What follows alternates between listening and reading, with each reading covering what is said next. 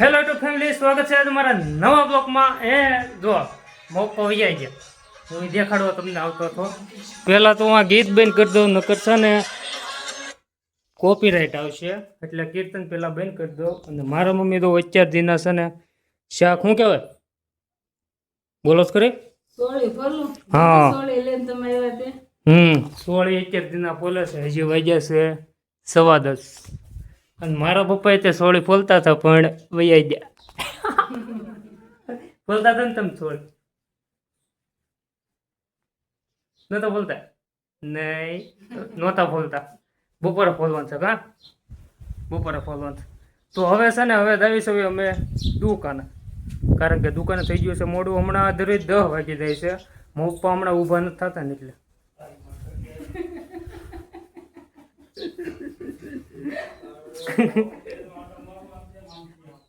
તે થોડાક વહેલા ઊભા થતા હો તો સારું, વાંધો નહીં. તો હવે તારી દુકાને હું મોડો ઊભો થાવ કે નહીં, એટલે મોડું થઈ જાય છે. હમણાં કાલથી 100 વાગે હું ઊભું થવાનું છે એવું મારો વિચાર હતો, પણ વિચાર જે દી હાસો પડે તે દી થાય. તો હવે તારી દુકાને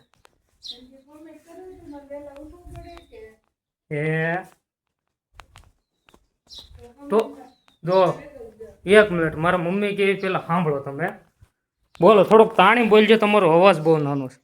તમે બધા કોમેન્ટ કરીને કહો કે 5 વાગ્યા ઊભો થાય, 5 હા, વાગ્યા ઊભો થાય છે ને બાના પછી બીજા લગાડે. કોણ? તું લે, મારું ક્યાં કીધું તમે? જો ભાઈ, હું છે ને 8 વાગે ઊભો થાઉં છું, 8 સાડા 8. ઘરે 9-10 વાગી જાય હારે વારે.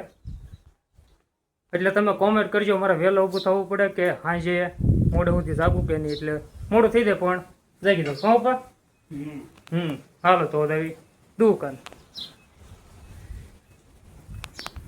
જો આ ગાય માતાને દેવા હાટું ભાખરે લઈ લીધી છે અત્યારમાં, અને ટિફિન. હવે દઈ દુકાન.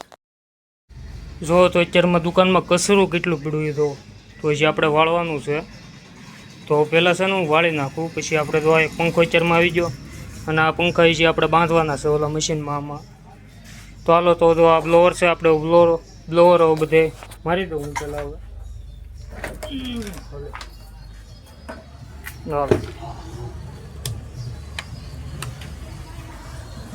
હાલો તો હું પહેલાં હું છે ને દુકાન સાફ કરી નાખું. તો અત્યારે હું દુકાન બેઠો, બપોરે થઈ ગયા. મારા ફાધર થઈ ગયા રોટી રમ લેવા, અને હું અત્યારે આ પંખો ફિટ કરું છું.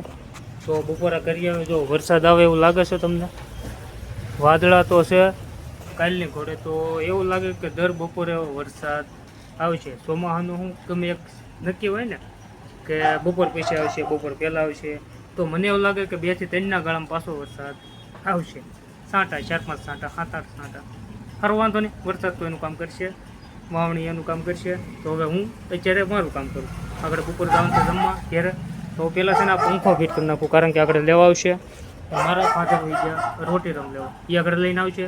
પછી શાક બકલું ને એવું બધું લઈને આવશે. તો હજી ખબર શાક તો સુધાર નાખ્યું, પણ હજી 5 હાટું લેતા જઈએ રોજ. જો તો અત્યારે ઘેરે પોગી ગયા. હાંજ પડી ગઈ છે, રાત પડી ગઈ છે. જો અમારા ડોગેશભાઈ બહાર બેઠા છે, અને તો ખાવાનું તો થઈ ગયું છે. આપણે વાળું રાત પડી ગઈ એટલે વાળું તો કરવું પડે. મમ્મી કેરી ક્યાં ગઈ? અંદર પડી. તો કાલે સહી ગયા રહેશે એટલે કેરી તો લાવવી પડે કે નહીં. તો કેરી બેરી લાવ્યા છે, તો કેરી બેરી ખાઈ લેવું. નહીં રહે છે કેરી લાવવા ને, એ પણ દેશી એકદમ. જો આ જે છે કેરી, તો આ દેશી છે કેરી. કઈ કહેવાય? દેશી. જો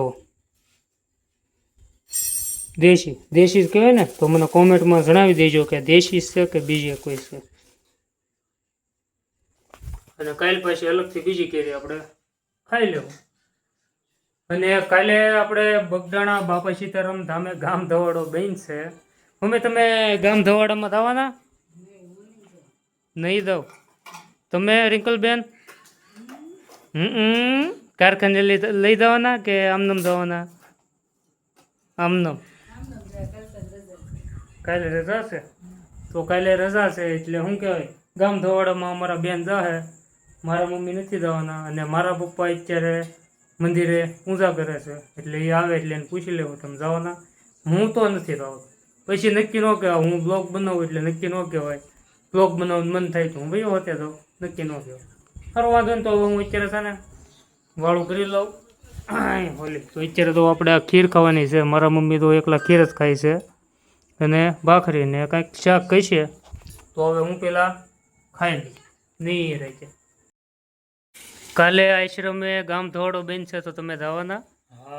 જવાના?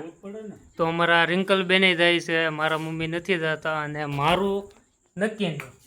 કાલે આશ્રમે આપણે 11નો ગામ ધોવાડો બેન છે તો હવે નક્કી નહીં પછી શું કહેવાય રામ ભરોસે નક્કી ન કહેવાય. સારું હવે હું છે ને અત્યારે આ વાળું કરી લઉં. વાળું બાળુંને કમ્પ્લીટ કરીને હવે હું જાઉં છું બહાર આંટા મારવા. કારણ કે આજનો મારો બ્લોગ ફક્ત અહીં સુધીનો, એટલે અહીં બહાર આંટા મારો બ્લોગ બનાવશે તે માટે. તો આજનો મારો બ્લોગ અહીં સુધીનો. તો તમને આ વિડીયો ગમે તો વિડીયોને લાઈક અને ચેનલને સબસ્ક્રાઈબ કરવાનું ભૂલતા નહીં. મળીને એક બીજા બ્લોગમાં.